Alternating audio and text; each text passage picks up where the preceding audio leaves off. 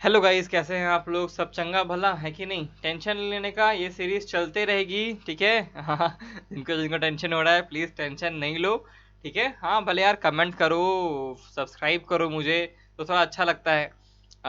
मुझे भी कुछ चीज़ें चाहिए ना, तो बस उसी के लिए ठीक है।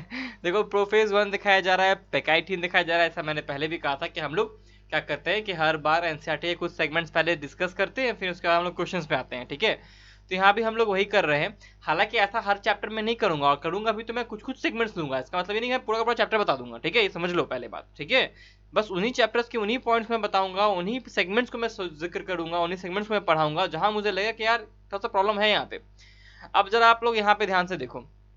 यहाँ पे आपको दिख रहा है रिकॉम्बिनेशन होता हुआ, दिख रहा है ना? ये एक्स शेप्ड दिखाई दे रहा है, एक्स शेप्ड काइजमाटा दिखाई दे रहा है। टर्मिनलाइजेशन ऑफ काइजमाटा कहाँ होता है? डाइकेनेसिस में होता है। ये सब चीज पैकेटिन स्टेज है, आपको दिख रहा होगा यहाँ पे क्या हो रहा है प्रोफेज वन के अंदर। ये है मेटाफेज वन, जहाँ पे दो प्लेट्स बन रहे हैं, होमोलोगस क्रोमोसोम सेपरेट आउट हो रहे हैं। यहाँ पे आप लोगों को दिख रहा है एनाफेज वन, जहाँ पे सेपरेशन हो चुका है, और ये दिख रहा है टेलोफेज वन, जहाँ पे हमें क्रोमोसोम जो होमोलोगस है वो अलग दिख रहे हैं, लेकिन सेंट्रोमेयर टूटा हुआ नहीं दिखाई दे रहा है। बीच में सेंट्रोमेयर है, और ये जो दो प्लेट्स दिखाई दे रहे हैं काइनेटिक कोड है। ये था डायग्राम हमारा एनसीईआरटी का जो इंपॉर्टेंट था। आगे बढ़ते हैं, चैप्टर का क्वेश्चन पे देखते हैं। सॉरी सॉरी, ठीक है। 111 क्वेश्चन देख रहे हैं हम लोग, लेकिन ये हमारे लिए कितना क्वेश्चन है? ये हमारे लिए 731 क्वेश्चन है, आई थिंक सो, ठीक है। During mitosis chromosome go to their poles in a stage called. Mitosis के दौरान क्रोमोसोम एक पोल पे चले जाते हैं, किस स्टेज में? अब ये डायग्राम देखो। पोल पे जाने वाला जो स्टेज होता है वो एनाफेज ही होता है। पोल पे जाने वाला स्टेज होता है वो एनाफेज ही होता है, चाहे एनाफेज वन हो, एनाफेज टू हो। आंसर होगा इसका क्या? आंसर होगा क्या? सी होगा। अब देखो, आया ना ये वाला क्वेश्चन? मैंने कहा था ना ये आएगा, कहा था कि नहीं कहा था? The shape of chromosome is clearly visible at now not metaphase, now it is anaphase. मैंने ये चीज समझाई भी है आप लोगों को कि जो क्रोमोसोम्स होते हैं ना, जब ड्रैग आउट होते हैं, पीछे की ओर खींचे जाते हैं ना, तो सेंट्रोमियर जो होता है ना वो पोल की तरफ हेड करता है, और जो आर्म्स हैं वो ट्रेल बिहाइंड करते हैं। जो मैंने शब्द यूज किए हैं ना, arms trail behind, centromere towards the pole, ये सारे सारे एनसीईआरटी के लाइंस हैं, ठीक है। वो वर्ड है एनसीईआरटी के। यार मैंने एनसीईआरटी लाइन टू लाइन समझा हुआ भी है, वर्ड टू वर्ड याद भी किया हुआ है, ठीक है। तो मुझ पर विश्वास रखो, मैं एनसीईआरटी से ही बता रहा हूँ इन लाइंस को, ठीक है ना। और ये जो होते हैं इस टाइप ऑफ क्रोमोसोम हमको एनाफेज में दिखाया जाता है, बिकॉज हम लोग वहां ही जाके जज कर पाते हैं कि वो मेटाफेज, वो मेटासेंट्रिक है, टेलोसेंट्रिक है, एक्रोसेंट्रिक है, या फिर सब मेटासेंट्रिक है। ये चीज हमें वहीं पता चलती है। नेक्स्ट क्वेश्चन देख रहे हैं, the number of mitotic cell division required to produce 256 cells from the single cell would be. बोल रहा है कि माइटोटिक डिवीजन रिक्वायर्ड कितना होगा जब हमको 256 सेल बनाना है एक सिंगल सेल से। एक सिंगल सेल से अगर आपको 256 सेल बनाने हैं, तो चलो देख लेते हैं कितने से डिवीजन रिक्वायर्ड होंगे हमें। एक सेल से बना दो सेल, दो से बना चार, चार से बना आठ, है ना, आठ से बना 16, 16 से बना 32 यानी 32, 32 से बन गया 64 यानी 64, 64 से बन गया 128 यानी कि 128, और यहाँ बना 256। इसके बाद ठीक कितने होंगे division?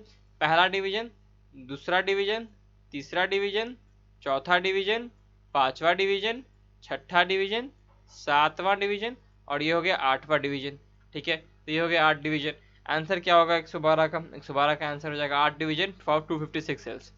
Next question, DNA replication takes place S phase में होता है। DNA molecule of each chromosome and become double in S phase में होता है। DNA and histone proteins and also centrioles divide in S phase. Answer S phase हो गया, ज्यादा कुछ समझने वाली इसमें है नहीं बात। During the mutate division the homologous chromosome are separated. देखो, जब एनटीए वाला मैं डाल रहा हूँ ना, तो उसमें सारे सारे क्वेश्चन पास के पूछे गए हैं। मैं ये बात उसमें भी रिपीट किया हूँ, मैं अभी भी रिपीट कर रहा हूँ। एनटीए अगर 60 टेस्ट भी डालता है ना, अगर एनटीए ने 60 टेस्ट डाल दिए तो मैं तो उनको बहुत ज्यादा महान मानूंगा। I don't think so 60 test डाला जाएगा, लेकिन फिर भी अगर मान लेते हैं 60 टेस्ट डाल दिए उन्होंने, बेस्ट सिनेरियो बात कर रहे हैं, तो 90 क्वेश्चन बायोलॉजी के टोटल होता है 5400 क्वेश्चन, ठीक है। और मैं करा रहा हूँ 14,000 क्वेश्चन, तो ज्यादा प्रोबेबिलिटी किससे आने का है? मेरे क्वेश्चन से आने का प्रोबेबिलिटी ज्यादा है यहाँ पे, ठीक है। बस एक लॉजिस्टिक डाटा है, प्रोबेबिलिटी है, आपको समझ में आता होगा ये चीज। 114 क्वेश्चन देख रहे हैं। ड्यूरिंग द म्यूटेट डिवीजन के दौरान क्या होता है? होमोलोगस क्रोमोसोम सेपरेट होता है, द लिंकेज इज डिस्टर्ब हो जाता है, homologous chromosome do not segregate होता है। इनमें से क्या क्या चीजें होती हैं हमारे म्यूटेट डिवीजन में? तो म्यूटेट डिवीजन में होमोलोगस क्रोमोसोम जो होता है सेपरेट आउट हो जाता है, ये स्टेटमेंट बिल्कुल सही है। लिंकेज डिस्टर्ब्ड होता है ऐसा नहीं कहना चाहिए, ठीक है ना। रिकॉम्बिनेशन होता है, ये बात सही है। लिंकेज डिस्टर्ब हो जाता है, ये थोड़ा सा अजीब सा स्टेटमेंट है, ये नहीं होना चाहिए था यहाँ पे। Homologous chromosome do not segregate, तो फिर हो जाएगा क्या बताओ, तो फिर हो जाएगा तुम्हारे पास पॉलीमॉर्फिक बोल रहा हूँ मैं, पॉलीप्लॉइड सेल हो जाएगा, है कि नहीं? तो ये चीज नहीं हो सकता, आंसर इसका ये होगा। The number of chromosomes after one first phase, है ना, after one phase of meiotic division is reduction, in reduction division is what, क्या लिख रहा है यार ये, the number of chromosome after, ये क्या है, ये आई है क्या, आई फेज ऑफ म्यूटिक, या चलो फर्स्ट मान लेता हूँ, first phase of meiotic division in reduction division remain unchanged become half become double. अच्छा देखो एक्चुअली क्या बोल रहा है यहाँ पे क्वेश्चन में कि ऑप्शन से समझने की कोशिश करते हैं। देखो मैं यार आप तुम लोग के साथ सॉल्व करता हूँ, ठीक है ना, तुम लोग के साथ सॉल्व करता हूँ, बिल्कुल बिल्कुल आप लोग की तरह सॉल्व करता हूँ मैं, टेंशन नहीं लेने का, बिल्कुल सही आंसर बताऊंगा, ठीक है विश्वास रखो। The number of chromosome after one phase first phase of meiotic division in reduction division, देखो म्यूटिक डिवीजन एक रिडक्शन डिवीजन है होता है, हम लोग को पता है, लेकिन म्यूसिस में भी दो पार्ट होते हैं, meiosis one meiosis two. Meiosis one में क्या होता है, तो क्रोमोसोम नंबर आधे होते हैं, और म्यूसिस टू में क्या होता है, क्रोमोसोम नंबर सेम रह जाते हैं, है ना, उसको इक्वेशनल डिवीजन इसलिए कहते हैं, उसको हम लोग माइटोसिस के बराबर मानते हैं, इसीलिए इसका आंसर बिकम हाफ होगा, बिकॉज यहाँ पे 2n से n हो जाता है फर्स्ट फेज में। नेक्स्ट क्वेश्चन देख रहे हैं, म्यूसिस कैन बी ऑब्जर्व्ड जहाँ पे रिप्रोडक्टिव ऑर्गन होगा, जहाँ पे रिप्रोडक्शन होने वाला होगा, या फिर जहाँ पे गैमेट्स बनने वाले होंगे। देखो गैमेट्स अपने आप में n है, तो गैमेट्स के अंदर तो हमको म्यूटेड डिवीजन दिखने नहीं वाला, गैमेट्स को जो सेल बनाते हैं ना उनमें म्यूसिस भले दिख जाएगा, जिन सेल में म्यूसिस दिखता है उसको म्यूसाइट कहते हैं, ये भी एक क्वेश्चन आता है। आंसर इसका क्या होगा बताओ, 161 क्या होगा आंसर, सी हो जाएगा answer, PMC pollen mother cell, ठीक है, पीएमसी मतलब पोलन मदर सेल, ठीक है ना। रूट टिप्स में कुछ नहीं होगा, रूट टिप्स में तो माइटोसिस होता है, कैमे में माइटोसिस होता है, पोलन ग्रैंड में माइटोसिस होता है, पोलन ग्रैंड में दो सेल होते हैं, वेजिटेटिव सेल होता है, जेनेटिव सेल होता है, जेनेटिव सेल कैसा होता है, छोटा सा होता है, वेजिटेटिव सेल बड़ा सा होता है, उसके पास वैक्यूल भी बड़ा होता है, न्यूक्लियस भी बड़ा होता है, जेनेटिव सेल जो होता है तैरता रहता है वेजिटेटिव सेल के अंदर, इसीलिए इसको हम लोग सेल विथिन अ सेल भी कहते हैं, कंपोजिशन का सेल विथिन अ सेल वाला चीज भी है ये। अच्छा ऑर्गेनल विथिन ऑर्गेनल किसे कहते हैं, which organelle is known as organelle within an organelle, ribosome है ना, राइबोसोम माइटोकॉन्ड्रिया के अंदर होता है, mitochondria is an organelle and ribosome is also an organelle and organelle is an organelle, यानी कि राइबोसोम जो होता है आपको माइटोकॉन्ड्रिया के अंदर भी देखने को मिलेगा। यहाँ बताओ क्या क्या करेक्ट मैच है, S phase DNA replication correct match है, ज़ायगोट इन सिनेप्सिस करेक्ट मैच है, क्योंकि जिग मतलब होता है पेयरिंग, सिनेप्सिस हो जाता है, सिनेप्टोमियल कॉम्प्लेक्स नहीं बनता है, diplotene crossing over wrong match है, बिकॉज क्रॉसिंग ओवर पैकाइटिन में होता है, meiosis both haploid and diploid cells नहीं, म्यूसिस सिर्फ डिप्लॉइड सेल में होगा, हैप्लॉइड सेल में नहीं होगा, gap two phase quiescent cell नहीं, जी नॉट फेज को क्विसेंट स्टेज कहते हैं। ए और बी हमारा इसमें सही है, 117 का हो जाएगा हमारे पास A. During meiosis the alleles of the parental pair separate, बिल्कुल सही, the alleles of parental pair separate, because देखो ये हमारा क्या होता है, इस दिन से होता है, होमोलोगस क्रोमोसोम में क्या होता है ना कि एक फादर से आता है एक मदर से आता है, कोई ना कोई तो फादर से आया ही होगा, मान लेते हैं कि ये वाला फादर से आया है, ये वाला मदर से आया है, होगा क्या, ये दोनों के दोनों अलग अलग हो जाएंगे, क्योंकि because homologous chromosome separate in anaphase 1 है ना, एनाफेज 1 में होमोलोगस क्रोमोसोम सेपरेट होते हैं, इसीलिए हम लोग कहते हैं कि पेरेंटल पेयर जो आया था एक मदर से या फादर से, ऐसा ही हो सकता है कि इसके नीचे वाला यहाँ पे जो क्रोमोसोम है ना ये वाला आया हो मदर से और इधर वाला आया हो फादर से, लेकिन वो बात अलग है। समझ लो कि मदर फादर वाला जो पेरेंटल पेयर होता है वो सेपरेट हो जाता है, सेग्रेगेट होता है ईच अदर से, एक दूसरे से। How many alleles are then transmitted to a gamete, तो कितना एलील एक गैमेट में ट्रांसफर हुआ, एक गैमेट में कितना एलील ट्रांसफर हुआ ये बताना है। तो देखो किसी भी एक जीन का यहाँ पे दो एलील है, ठीक है, क्योंकि देखो इसका कॉपी ही है ये, इसका भी कॉपी ही है ये, ठीक है ना, इसका भी कॉपी है ये, इसका भी कॉपी है ये, तो इसका मतलब हम लोग के पास दो एलील है यहाँ पे, ये एक एलील है, ये एक एलील है, बिकॉज ये दोनों एक दूसरे कॉपी ही है ना, उसको अलग अलग तो नहीं कहेंगे, बाद में ये भी जाकर डिवाइड कर जाएगा तो ये अलग अलग सेल में चले जाएंगे। बोल रहा है कि गैमेट के अंदर कितने एलील आएंगे, देखो इधर से अगर डिवाइड करेंगे इसको तो इसमें एक गैमेट में एक ही एलील आने वाला है, ठीक है, एक ही एलील आने वाला है। एलील मतलब क्या होता है, वेरिएट्स डिफरेंट टाइप ऑफ जीन्स, मतलब एक जीन के कितने वेरिएशन हो सकते हैं उसे एलील कहते हैं, ठीक है ना, एलिलोमॉर्फ्स कहते हैं, पूरा फॉर्म है इसका, पूरा मतलब एलील का पूरा मतलब एलिलोमॉर्फ होता है, ठीक है।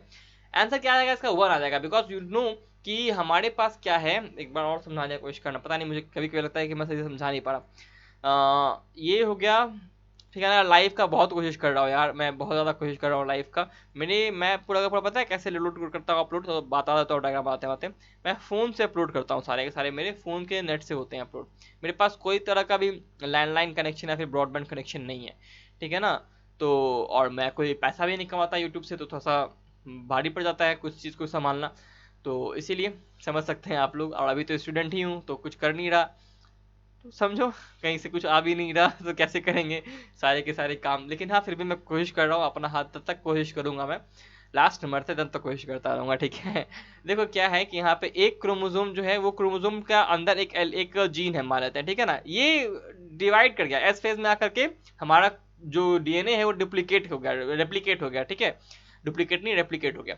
तो यहाँ पे जो एक एलील था ना, इसी का तो कॉपी है ये, इसका मतलब ये दोनों एक ही एलील है, मतलब कि एक जीन था, एक जीन का मान लो ये टी फॉर्म था, ये वाला टी फॉर्म है, तो ये वाला भी तो टी ही फॉर्म ना रहेगा, ये वाला एक जीन का छोटा वाला टी फॉर्म है, तो ये वाला भी तो टी ही फॉर्म रहेगा ना। लेकिन यहाँ पे आपको दिख रहा है ना कि ये दोनों टी दोनों सेम है, तो इसका मतलब एक जो जीन है टॉर्नलेस, उसके लिए दो तरह के एलील थे, एक कैपिटल टी वाला, एक था टॉलनेस नहीं, एक हाइट था, अगर जीन हाइट है तो उसके लिए दो हमारे पास जीन है, एक टॉल एक डॉफ।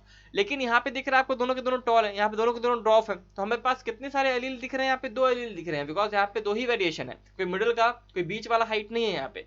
और अगर एक गैमेट का बात करेंगे तो डिवाइड होकर के एक ही गैमेट में यही जाएगा, एक गैमेट में खाली यही जाएगा, एक गैमेट में खाली यही जाएगा, एक गैमेट में खाली यही जाएगा, इसका मतलब हमारे पास एक ही एलील जा रहा है एक जीन के लिए, ठीक है। आंसर इसका 1 हो जाएगा। In meiosis 1, a bivalent is an association of 4 chromatids and 2 centromeres। अभी तो हमने बताया ना कि ये देखो ये है हमारे पास 4 chromatids और ये है हमारे पास 2 centromer, centromer को प्राइमरी कंस्ट्रक्शन भी कहते हैं। ये होमोलॉगस क्रोमोसोम है, ये 2 centromer, सेकंड बीच वाला प्राइमरी कंस्ट्रक्शन और 1 2 3 4 4 chromatids। आंसर ई।